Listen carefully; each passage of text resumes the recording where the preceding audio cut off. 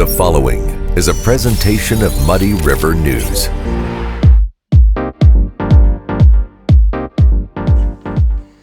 So yeah, we're sitting here today and No girls? no girls. It's Sausage Fest here on Boo. Club Muddy. Yeah, we don't like that. We don't like that. I don't like that. We don't like it. As married men who are happily married, Yes. we still don't like it. No. And you know what? And they don't like not being here either. Yes, and because we do strive for equality and representation and all that good stuff. I know I told you this in the Speaking of green room. representation, Speaking of we're talking about elections. Well, okay, so I don't really make notes. Mm-hmm. I made these notes because there's too much. Stuff. Okay, well, you start. What happened? Republicans underperformed across the country. I believe it's Trump fatigue. A lot of his candidates didn't do very well. And I think Ron DeSantis planted his flag in the ground to be the Republican nominee for president. CNN called it a stunning victory. By DeSantis or just by... Just DeSantis' victory Yeah. was stunning. Yeah, he whipped Charlie Crist's ass. So what about this? So the Trump hangover is relatively devastating. Mm-hmm. So his picks, he picked bad candidates. Yes. He spent almost no money. No, because on that's his his bad that's his grift. His grift is I'm gonna send out all these emails and I want you to support Joe. Send me the money from Save America PAC and I'm gonna pass it on to Joe Schmo. And he was passing on like 10% of the money to each candidate and keeping 90.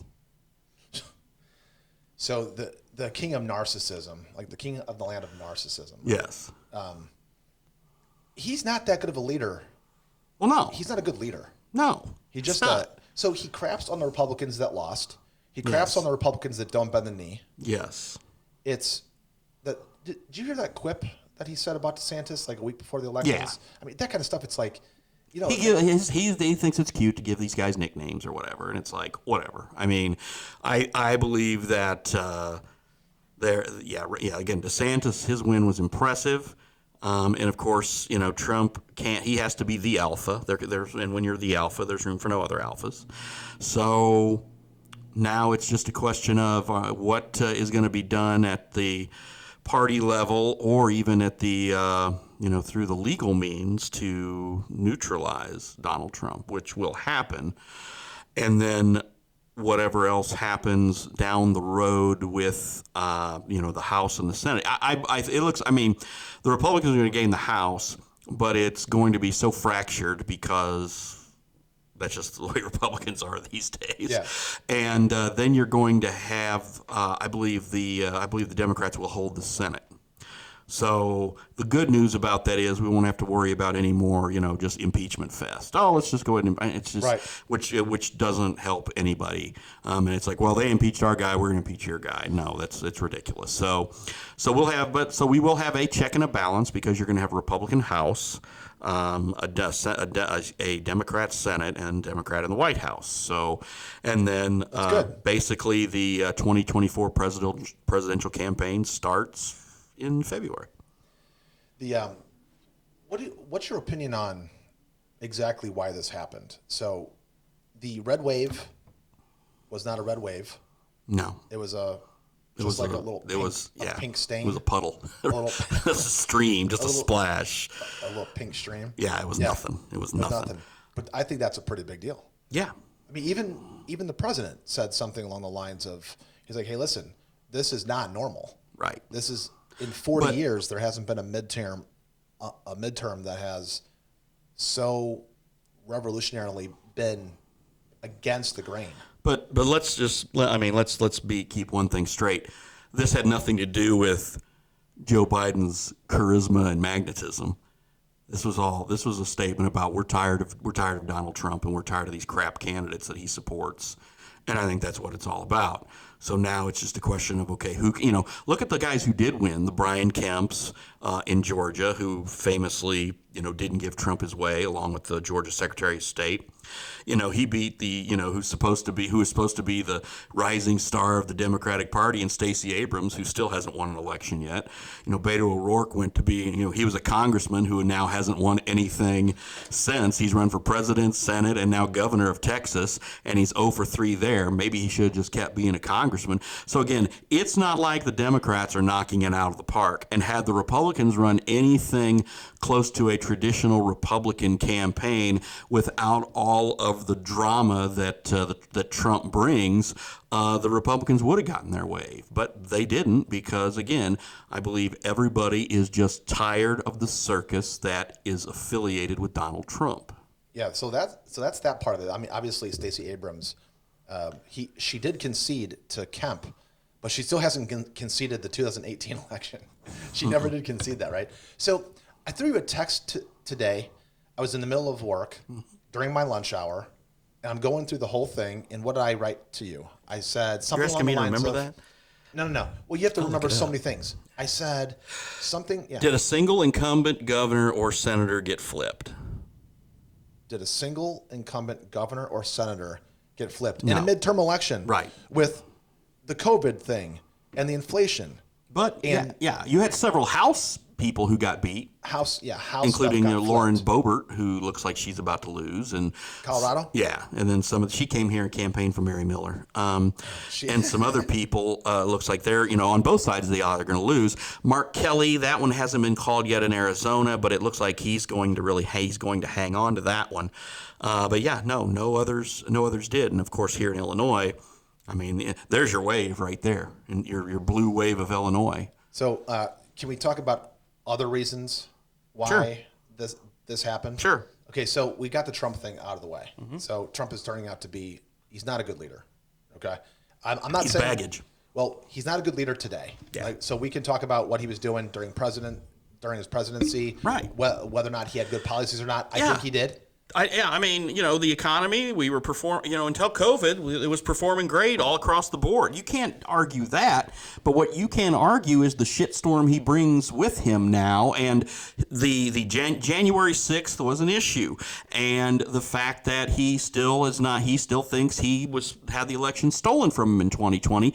People are tired of that. It's time to move on.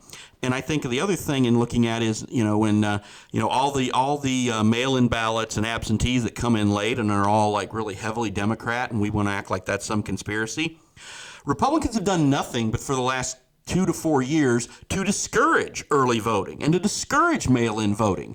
So no wonder their numbers are going to be lower, because they've told people not to do it. Right. So this brings us to two things. One is the electorate not insisting on clean and efficient elections. The Republicans. So not only are Republicans saying, don't do that by mail, which, by the way, when you can vote before last minute momentum things, Yeah. when you can vote before the debate, Yeah. what do you need a campaign for? Right. If they mail it right to you and say, "Hey, what club are you in?" and you check the club you're in, because that's what this is about. Sure. This is about heavy partisanship. This is about power. It's not about. The people in the center who are making those decisions. So supposedly you always say something like there's a certain percentage of people in the middle. Yeah. You throw It's a percentage 30. It's like 30 on each end and 40 in the middle, and Yeah. maybe that's shrinking, but that's kind of my Yeah. baseline. Yeah, and I think that's pretty damn close. I think, but those people, where if you're just giving them the ballot at home, I mean, it's sitting on their desk it's sitting on their kitchen counter for a while. They're eventually like, what, I got to hurry up and do this, or maybe they do it immediately and throw it right back out. I don't know, but I don't think they keep it and wait for the debates. No, not at all. No, they get it and they send done. it back out. So I think that's a problem, though. I do not like. And I'm not saying this from any other perspective other than common sense. I do not think the fact that Nevada and Arizona are having problems right now, the fact that the same states are not being called, the idea that you've got certain elections and certain races being called, and then other ones. Why can't those states put not- procedures in place to get this shit done? It's not efficient. I mean, if you can't, I really believe that if you can't count those votes the night of the election or in 24 hours, that you're not efficient. Right. If you're not efficient, maybe there's some funny business going on. So, by the way, in terms of election fraud, I do not think there's like nationwide election fraud. I think that'd be pretty naive to say something like that. But I think it's equally naive or more naive to say that there is zero election fraud. I wouldn't say there's zero. I think there's always room for shenanigans on either side. But which state cranked out its returns fast, boom, boom, boom, got everything done, no issues at all? Florida. Yeah. And look, Miami-Dade. Yeah. What's up with that? Well, it's the fact that you are, and that was a lot of the gnashing of the teeth that I watched in the postmortems on all the cable channels, is that the Hispanics are voting Republican in larger numbers now, and that is going to be a major problem for Democrats if they can't figure that out. The Democrats are incredibly good at vote harvesting. Mm-hmm. And I don't, is that a new term? It's been around for a bit. I heard that term maybe in the last election cycle, but one of the things to consider is that the Dems have taken advantage of the insanely loose voting terms now created by the pandemic, and they're super good at it.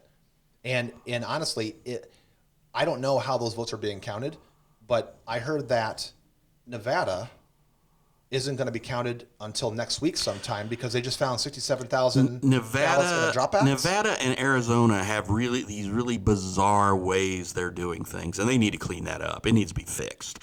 They need to, like you said, there's no reason you can't have everything done ahead of time. And that's the other reason is when they get their early ballots, they're just putting them in a box. They're not counting them ahead of time and taking care of that stuff. And Florida and DeSantis are saying, no, we're going to count the stuff and go ahead and get it done and take care of it and get everything going. So once we get the stuff from election night, we hit 2 switches and we're ready. And I know, here they count the early votes are already. I mean, basically what happens is, like for example, in Adams County, of course, no issues at all. They kicked out about 8 o'clock. They kicked out the first round of results with about 15% of the ballot in. And then about an hour and a half later, they kicked out the final results, and they already had the mail-ins and everything all taken care of, counted, added up, very smooth, very efficient, done. Yeah. Why do these counties not count a single absentee or mail-in vote until the polls close on election day? That is the dumbest thing I've ever heard of. I mean, the problems in Maricopa County in Arizona, go to your point. Yeah. It's insane. So we've talked about Trump. We've talked about the mail-in ballot stuff. We've talked about that. I'd like to touch on another thing. So I really do think, generally speaking, when you're talking about these voters, Gen Z voters, okay, there's something about there's a Twitter handle called Being Libertarian, pretty famous Twitter handle. I mean, usually really funny. Right, I follow. Like high humor level. Yeah. Factual, very interesting, right? I like it just because it always gives you that paradigm shift. Or they say things like, "Oh yeah, why can't I come up with that? Yeah, because they're smarter than I am. Not smarter than you. Because they're sitting there now. They're sitting there the whole day. That's what they do. They're managing his Twitter feed. But they're super smart guys, and there's like 4 of them. Yeah. And whoever has initials LC is probably the best one out of the 2. And it's probably not Lauren Conrad. But one thing about Gen Z voters, and if you've got, I think 60% of Gen Z voters, 18 to 25, 18 to around that. So 60% of them support socialism. And I'm not talking about socialism. So there's this trope about socialism where we have a capitalistic socialist hybrid in our capitalist economy, right? So we've got a certain amount of funds get extracted from the producers, from the laborers. They go into So that started back around McKinley, around the turn of the 20th century, where I think there was like an amendment that says you can have an income tax. Yes. Okay. So that was really the true beginning of socialism. Okay. But then there's the Marxist Bernie Sanders full on, where they really just want universal basic income, the whole 9 yards. Yeah, they want true equity, not equality, but equity. Okay. So if these Gen Z voters, if 60% of them support socialism, and we could talk about rigging and the conspiracies all we want, but the truth is, the people are truly. Let me kind of back up here and talk about how inadequate the average American is right now. Okay, so you've got these kids the government has asked them repeatedly to vote. Their grandparents have told them to vote. Their friends are telling them to vote. And the universities, I mean, everyone's telling them to vote. Yeah. We know what they're going to vote. Okay. And there's Yeah. something about like being young and being under the age of 30. I mean, it used to be under the age of 21, 26, whatever. I mean, we're not going to raise the voting age to, No. it's going to be at 18, right? Right. Okay. But I don't know what the problem is here, but you've got these demographics that are absolutely inadequate. The people who are voting, the electorate, they don't even know. It is just complete propaganda.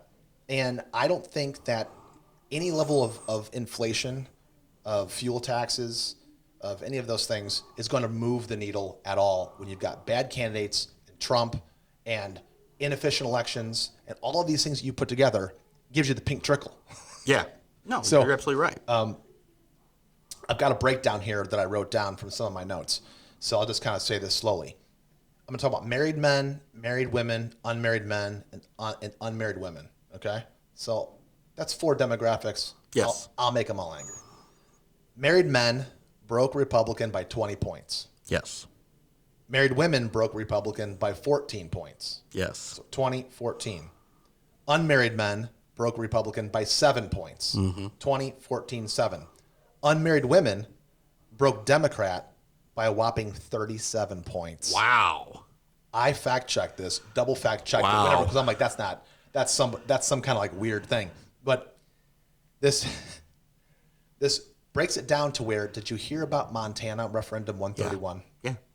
Do you have an opinion on this? So, well, being Catholic, yeah, I have an opinion. So those listening to the podcast, I'm just going to talk about one abstract, weird thing I'm kind of pulling out of nowhere, but Bob already knows about it. So, but you know, in these, you know all in these regards. I know that. But this Montana referendum 131, okay? It requires medical care to be provided to infants who are born alive, including after unattempted abortion. Nearly 250,000 people in Montana voted to not require medical care for infants born alive. 52% no. 52% went no. 48% yes. Yeah. So they're saying, do not give any medical care to these infants. Okay. The overturning of Roe v. Wade is so untimely for Republicans. Yeah. I'm not making a pro-life, Right. pro-abortion argument here. Right. I'm saying in Montana. Yeah. Yeah. Montana. So you've got these demographics, these Gen Zs, all of these things, because right now what we're doing is we're deconstructing this and trying to figure out, we're pulling it all apart and say, okay, what happened? So we're not going to sit here and like just razz on Trump for 30 minutes. No, I certainly think the Dobbs decision had absolutely had a factor in this too. I don't think it was as heavy as Trump fatigue, but I think it was an element. Yes. So when you talk about the people that really care about abortion, okay, so we're not making a philosophical, we're not talking about pro or against abortion right now. We're just saying that decision, in my opinion, I don't know if it's bigger or less than Trump. You're probably right. I think Trump is more in your face than the Roe decision 3 months ago, because Trump's in your face every day. Yeah. But I got to tell you, I spoke to about 15 of our mutual friends, and none of them want me to say their names, but they're our mutual friends. Which is fine. And they did not vote. Didn't vote, period? Didn't vote. And I'm talking about women. I know a couple guys who didn't. There's a lot of guys that didn't vote, but a lot of women didn't vote. Yeah. There were Republican women that didn't vote because the Republicans are trying to take away their rights. They're trying to like take them back to the dark ages I mean, those are their words. Yeah, not mine. I know several Republican men who told me they didn't vote. So it goes back to this fatigue. It's like, voting, and then I do believe that voting in local elections is important. Yes. And you can move the needle. Yes. I mean, voting for mayor, voting for your older School persons, board. your school board. Yes. These make big, these Yes. are big money Yes. decisions. But voting, state, national, they have effects. But I don't feel like we we have power. No, in our no. Well, votes. in Illinois, no, because we are a solid blue state, and if you are going to vote Republican statewide, you might as well just walk out to the river and take a leak, and it's going to have the same think about result. this, is like- but that's also because, again, as I referred to earlier, I think if we had better candidates, I think that could have changed. I don't think, and again, we have primaries. Those guys and gals won their primaries. Okay, fine. But until you get better candidates on a statewide level and candidates who are going to be, and again, it's really tough right now because, Pritzker's a billionaire, so it's really tough to go toe to toe with him money wise. But, and I know, Darren Bailey worked his butt off, and, but still, until you are able to have better, more well-rounded candidates, this is what you're going to have. But Darren Bailey, I mean, he wouldn't have told me that I couldn't go out on the river with with my kids during COVID.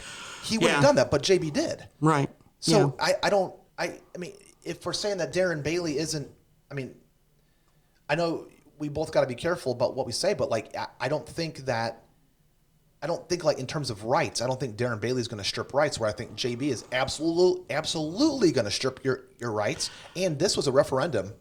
Voting JB coming back in office is a referendum for him to keep on doing or even do more. As a matter of fact, Gretchen Whitmer from Michigan straight up said, "Oh, we're going to push harder into." And I know you and I got sent that text talking about possibly making vaccinations mandatory for school children. And there's like, maybe it is, maybe it isn't, but something like that. But generally speaking, what I think the message that these politicians are going to get now is keep doing it. Keep doing it. We support you for what you, I mean, I cannot believe that this pink trickle is devastatingly like small and in a feat, or a feat as I've seen it. But you also just talked about Darren Bailey and rights. Darren Bailey, though, in many people's eyes, wants to take away the fundamental right of choice for a woman. Well, then there you go. So then there you go. Then you've got, he wants to take away abortion, and JB wants to force injections in children, right? Or JB. I'm not, the governor's office has consistently said they are not going to put a vaccine mandate will not come from the governor's office. Now maybe that's a bit of parsing. Maybe it's going to come from the General Assembly. Who knows? Because He'll sign it. He'll sign it because we do have mandatory vaccines already. So they're going to say, well, what's one more?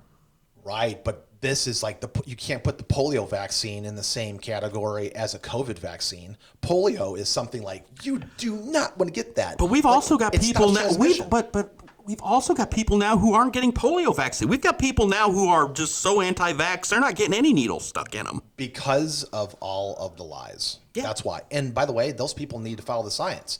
But the people who want the vaccines for the COVID shot, they also have to follow the science. Yeah. So I don't know. It goes back to this whole thing where, I mean, I think probably Darren Bailey didn't win, probably because of all of these things that we're talking about. I do think it's Trump. I think it's abortion. I think it's the funny business with elections. I do.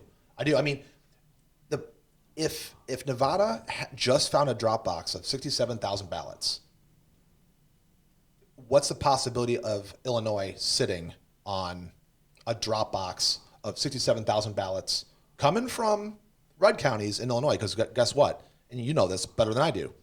There's mostly, there's 90% red in Illinois. But the numbers still aren't there, though. I know, but like 67,000 ballots. Counties we're talking about, not people. So that's fine, but still, I mean, it wouldn't surprise me at all that Illinois sees a drop box over there and they're like, you know what, election's over, we're not going to even bother counting them. I do think Illinois would do that. I do. Well, we also had, the urban legends of the Kennedy campaign and what the mob did for him in Chicago and West Virginia. So, I mean, it's something that has been discussed through for generations. And right now, when you look at our results here, again, everything downstate, and I say I know the guys at Adam, Ryan Niekamp did a great job running his election. It was very tight, timely, all that. Mistakes are going to happen, but I don't think there's any deliberate intent there. Now, I'm not going to say that there aren't people in counties out there who would have ulterior motives and do shady things. I'm not that naive, but I believe that the more I think, as long as we pay attention and people want to make sure and ensure there is an honest process, I think as long as we do that. And again, run the way we do ours and the way Florida does theirs seems to be working okay. But these other states, Nevada and Arizona, I'm looking at you. You got to fix your shit, because this is ridiculous. Every year this is happening now, or every election. Yeah. Last thoughts on Fetterman Oz. Again, Oz was a bad candidate, and he was just a bad candidate. Okay. Hey, Fetterman wasn't John Kennedy, but I mean, Oz was a carpetbagger, and that doesn't fly with some people. You know what's so funny though? If you're taking a look at Oz and Fetterman, and you're looking at the two, and you're hearing both of them talk, when you're trying to figure out who is the worst candidate, you're trying to say, okay, all right, you got two candidates. One's a carpetbagger. One's from somewhere else, but he's Dr. Oz. The other guy is, no, he's from Pennsylvania. He does this and whatever. And you see the two of them, and you say, okay, after hearing everything that they say, who's the bad candidate? I wouldn't say, well, Oz. Well, don't get me the Oz stroke. is The stroke. terrible. Don't get me wrong. The stroke victim was not a good candidate either. I mean, I get that. This is what it boils down to. But think you've got. I also think that in Pennsylvania, their Republican, their gubernatorial candidate was so bad. I think he hurt Oz too. Okay. And I think that Shapiro guy, who they're already saying is going to be the first Jewish president, I think he carried Fetterman across the finish line. Yeah, but I'll tell you, probably. But that was a flip, right? Fetterman was a flip, or no? Yeah, because that was filling a vacancy. Toomey. Yeah. It was Pat Toomey. Pat Toomey was a D, wasn't he? Was it a flip? I thought Pennsylvania was a flip. Yeah, I don't remember. It's all blurry. Anyway, but and you talk about coattails also in New York, where although the Republican gubernatorial candidate lost, he still was able to pull some GOP seats. That was the one area where people went, wow, New York, upstate New York is red now. And that wasn't expected.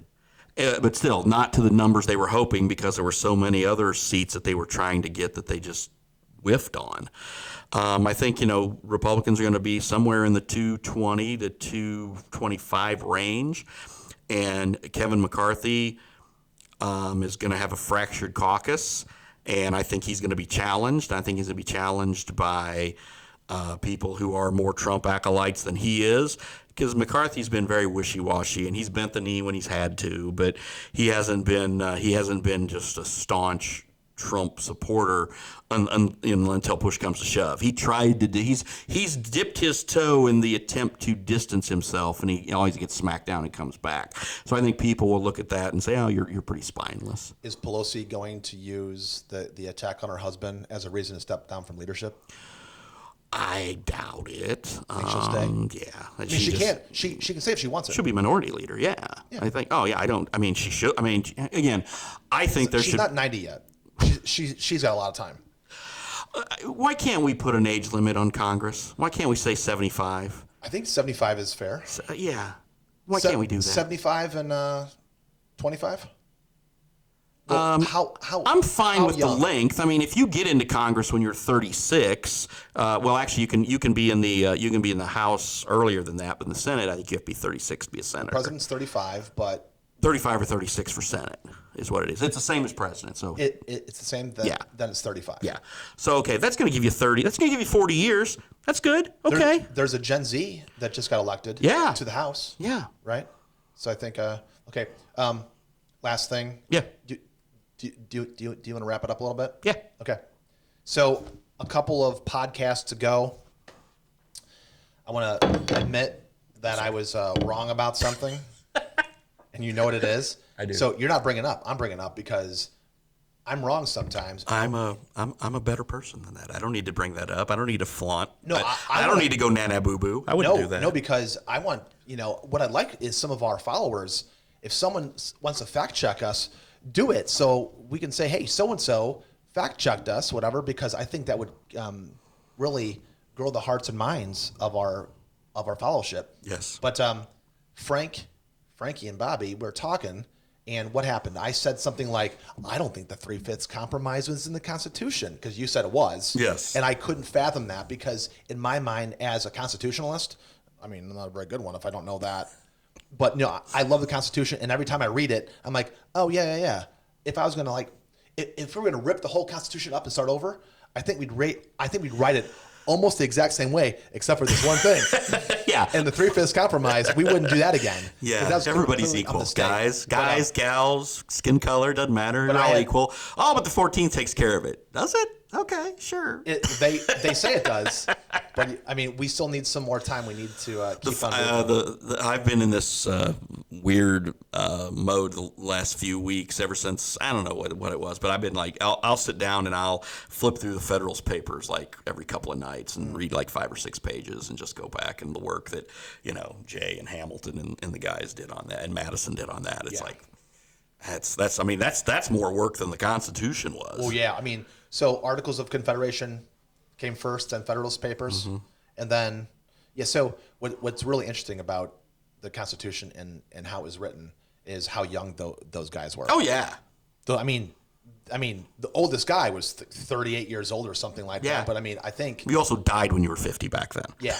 But I truly believe, the whole idea of federalism, and I don't know if we ever talked about this, but the idea of federalism is that you have to have a federal government up here, and then you have all of the states that kind of wrap around that, and you've got something called states' rights, but each state is its own nation state protected by a federal government, and that is federalism. Yes. As opposed to some people think that federalism means that the feds should have all the power, and that's not the case. But you always learn something here at Club Muddy, so thanks. We tried. So, well, we were certainly missing Ashley this week. We will see her next week, and we'll see you guys next week, too. Bye. All right, thanks. Bye.